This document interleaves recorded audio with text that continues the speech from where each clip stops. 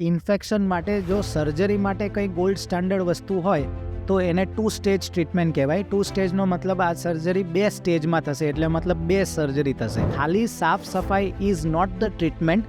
સાફ સફાઈ કર્યા પછી બહુ જ લાંબો સમય એન્ટીબાયોટિક લેવી પડતી હોય છે. જો આપણે ઇન્ફેક્શનને કોઈ રીતે મટાડી જ ન શક્યા તો એ જ ઇન્ફેક્શન ફરીવાર આવી રહ્યું છે એવું આપણે સમજવું પડે.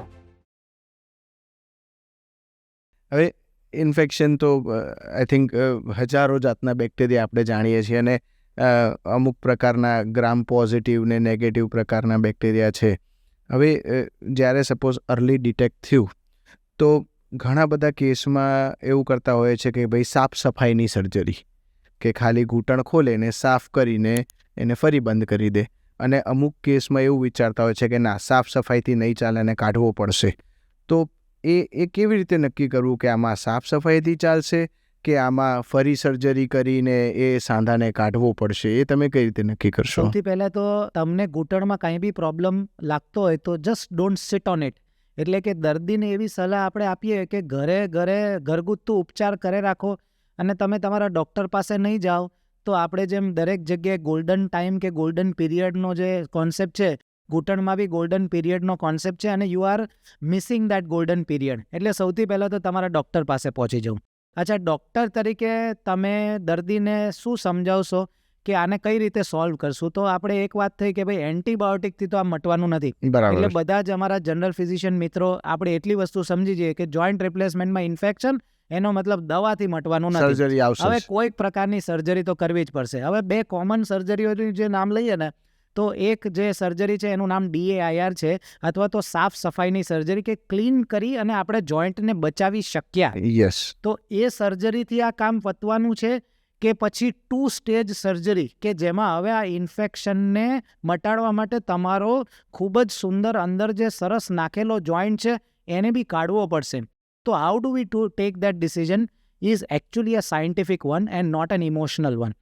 દર્દી જ્યારે ડૉક્ટર પાસે આવે અને ત્યારે આપણી પાસે આટલા પેરામીટર્સ ફિક્સ હોવા જોઈએ. Number 1 is time duration from the surgery. જો આ પહેલાં 1 થી 3 મહિનાની અંદરનું ઇન્ફેક્શન છે તો તમે સાફ સફાઈની ચર્ચા બી કરી શકો. જો આ 3 મહિનાથી આગળ વધી ગયું છે અને વર્ષની આજુબાજુ પહોંચી ગયું છે તો આપણે સાફ સફાઈ કરવાનો કોઈ મતલબ નથી. ગમે તેટલું તમને ગમે કે આ બહુ નાનું ઓપરેશન છે, સરળ ઓપરેશન છે, સફળ ઓપરેશન છે, સાફ સફાઈથી ડૉક્ટર મટાડી આપો, પણ એ મટતું હોતું નથી. એટલે number 1 is duration. Number 2 is the type of bacteria. હવે દર્દીઓને આપણે બહુ બેક્ટેરિયાના નામ વિશે ચર્ચા ના કરીએ, પણ બ્રોડલી સ્પીકિંગ પોઝિટિવ બેક્ટેરિયો છે કે નેગેટિવ, અને હઠીલો બેક્ટેરિયા છે કે મરે એવો, તો એ ખાલી ડૉક્ટર આવી રીતે દર્દીને બેસાડી અને પ્રોગ્નોસિસની ચર્ચા કરે તો બી ઘણું ઇઝી થઈ જાય કે આ બેક્ટેરિયા એટલીસ્ટ દવાથી અને સાફ સફાઈથી મટે એવો છે. બરાબર. અને you might have heard about fungus, you might have heard about tuberculous અને એન્ટીએમ પ્રકારના બેક્ટેરિયા.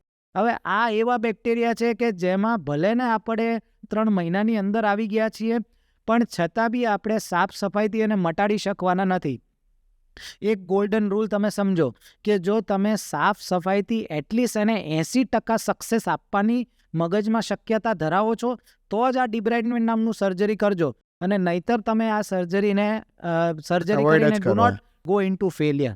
અને third and very important factor is patient host પોતે. હવે આ જે સાફ સફાઈની સર્જરી આપણને ગમે, પણ do not do this kind of surgery in a patient who is above 80, એટલે 70s એન્ડ 80sમાં છે, ઇમ્યુનો કોમ્પ્રોમાઇઝ છે, ઓલરેડી મલ્ટિપલ પ્રકારની ડાયાબિટીસ છે, સ્ટીરોઇડની ને એવી બધી દવાઓ લે છે, ઓલરેડી ઘૂંટણમાંથી પરુ બહાર આવી રહ્યું છે, નકળા કાણું પડી ગયું છે, ઓલરેડી ચામડીના રિલેટેડ પ્રોબ્લેમ ચાલુ થઈ ગયા છે, ઓલરેડી સાંધો ઢીલો પડી ગયો છે, એક્સરેમાં આવું દેખાય છે. તો આવી બધી સર્જરી જ્યારે પ્રોબ્લેમ્સ ચાલતા હોય ત્યારે સાફ સફાઈવાળો પ્રોસિજર કામ કરવાનો નથી. અને પછી તમારે પેલું જે છેલ્લું ઓપરેશન જે આપણે વાત કરીએ કે ભાઈ 2 સ્ટેજ, તો એમાં આપણે જવું પડે એવી વસ્તુ છે. સપોઝ આપણે સર્જરી કરી, સાફ સફાઈ કરીને કદાચ અંદર એન્ટીબાયોટિકના દાણા પણ ડૉક્ટર મૂકતા હોય છે, પણ આ સર્જરી પછી પેશન્ટને કેટલો સમય દવા લેવી પડે, કેટલો સમય એન્ટીબાયોટિક ઇન્જેક્શન ચાલુ રાખવા પડી શકે, અથવા તો આ સર્જરી આપણે કરીએ પછી પેશન્ટને ફરીથી આ જ વસ્તુ અંદર રહી જવાના કે થવાના ચાન્સીસ કેટલા ટકા છે? જો સાફ સફાઈની સર્જરી પહેલાં તો સર્જને જ સમજવી જરૂરી છે કે the success ratio is varying from 20 to 80%.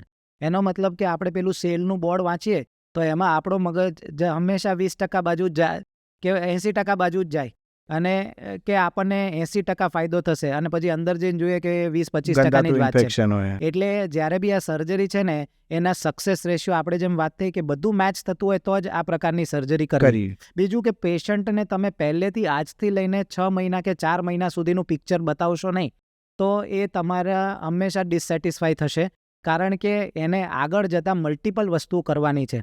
એટલે ખાલી સાફ સફાઈ ઇઝ નોટ ધ ટ્રીટમેન્ટ. સાફ સફાઈ કર્યા પછી બહુ જ લાંબો સમય એન્ટીબાયોટિક લેવી પડતી હોય છે. તો આપણે એવું વિચારીએ કે ભાઈ સાંધો કાઢી નાખ્યો અને સાફ સફાઈ ખાલી કરી એટલે સાંધો બચાવ્યો, તો બચાવવામાં સ્ટેક્સ આર વેરી હાઈ, કારણ કે જોઈન્ટ અંદર જ પડ્યો છે. તો એની અંદર લાંબો સમય એન્ટીબાયોટિક આપવી પડશે અને એ લાંબા સમયનો મતલબ ઓછામાં ઓછો 1 થી 1.5 મહિના ઇન્જેક્શનથી અને લગભગ 1 થી 1.5 મહિના ઓરલ અને ઘણી જગ્યાએ 6 મહિના સુધી ઓરલ ટેબ્લેટ્સ લાંબો સમય લેવી પડે, ત્યારે જઈને આ ઇન્ફેક્શન સેટલ થતું હોય છે. એટલે એન્ટીબાયોટિક્સ બહુ જ લાંબા સમય સુધી જ્યારે સાફ સફાઈની સર્જરી DAIR કરીએ ત્યારે લેવી પડતી હોય છે. પણ હવે આપણે કરી, એન્ટીબાયોટિક લીધી, બધું જ કર્યું અને 4 મહિના બધું જ સરસ હતું, પેશન્ટને દુખાવો નહોતો. એવું બની શકે કે કદાચ 4-6 મહિના પછી ફરીથી એમાં સોજો આવવાનું કે લાલાશ થવાનું એવું થઈ શકે ખરું ફરીથી કર્યા પછી? જો આપણે ઇન્ફેક્શનને કોઈ રીતે મટાડી જ ન શક્યા તો એ જ ઇન્ફેક્શન ફરીવાર આવી રહ્યું છે એવું આપણે સમજવું પડે. અને એના માટે આપણે serially how do V monitor કે આપણે જે ટ્રીટમેન્ટ કરી છે એ સક્સેસ થઈ રહી છે. So what I normally do is કે આપણે આ જે બ્લડ રિપોર્ટની વાત કરી એમાં બી CRP નામની વાત કરી, તો what I do is after the surgery every month every week આપણે 1 મહિના સુધી CRP કરાવ્યું એટલે 4 CRP આવ્યા અને સિરિયલ CRP ધીરે ધીરે ધીરે ઓછું થતું જશે. 3જા અને 4થા CRP આપણને ખબર પડી જાય કે આ નોર્મલ થયું, એનો મતલબ આપણે સક્સેસફુલ સર્જરી આપણે એને મટાડી શક્યા. જો 5મું 6ઠું એનો મતલબ 1.5 મહિના સુધી જો CRP ઘટી નથી રહ્યું, એનો મતલબ તમારા મગજમાં હવે એવો વિચાર આવવો જોઈએ કે કદાચ આપણે આ ઇન્ફેક્શનને મટાડી શક્યા નથી. 6 અઠવાડિયા પછી જો CRP હાઈ હોય એનો મતલબ કે this is an unsuccessful procedure. પેશન્ટને ગમે તેટલું સારું હોય એ જે તમે કીધું 3જા 4થા 5મા મહિને ક્યાંક પાછું બહાર દેખાશે. એટલે CRP ઘટવું અથવા તો બાકીના પેરામીટર્સ નોર્મલ થવા એ બહુ જ અટમોસ્ટ ઇમ્પોર્ટન્ટ છે. બીજું what is also important is holiday period. એટલે એક સ્ટેજે 3 મહિના 4 મહિનાએ આજુબાજુ આપણે એન્ટીબાયોટિકને બંધ કરીએ અને CRP નોર્મલાઇઝ રહેવું જોઈએ.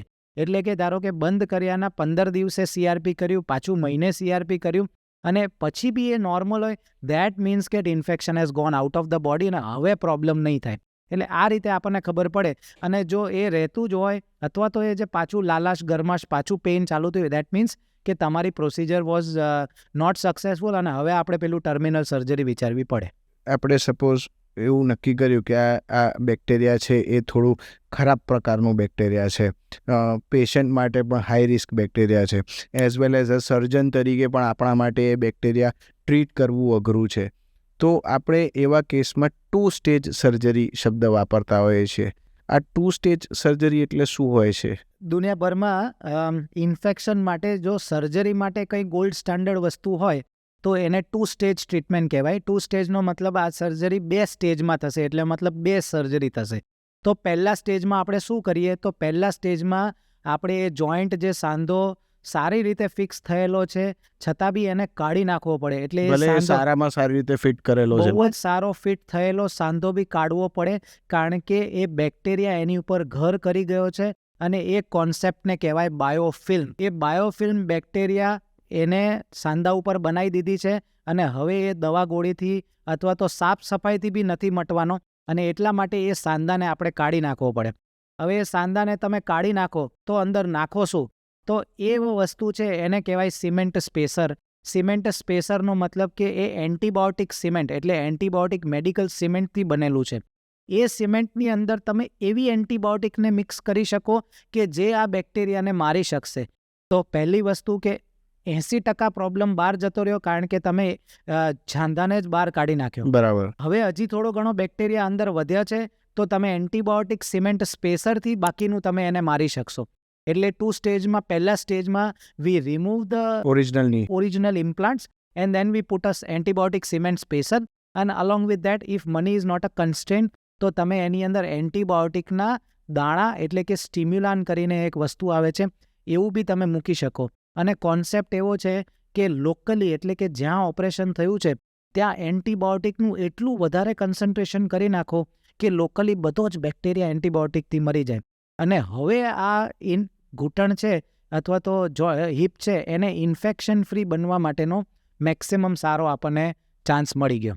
અને આ જે પહેલું સ્ટેજ પતાવીએ, I would still consider that stage to be 60-70% successful. અને એના પછી બી એન્ટીબાયોટિક જે આપણે ઇન્જેક્શનથી અને ટેબ્લેટ્સથી લેવાના છીએ એ હજી 30% છે. કારણ કે ઘણીવાર આપણે એ જગ્યાએ કોમ્પ્લેન્સસી આપણે રાખીએ અથવા તો આપણે એમાં ઢીલાશ મૂકીએ, અથવા તો સર્જન તરીકે દર્દીને તમે એ સમજાવી ના શકો કે ભાઈ એન્ટીબાયોટિક લેવી પડશે, અથવા તો પેશન્ટ એન્ટીબાયોટિક કોઈ રીતે ના લઈ શકે, તો આ પહેલો સ્ટેજ બી પાછો અનસક્સેસફુલ પ્રોસિજરમાં ફેરવાઈ જાય. એટલે પહેલી સર્જરી અને એના પછી એન્ટીબાયોટિક્સનું ઇમ્પોર્ટન્સ ઘણું બધું છે.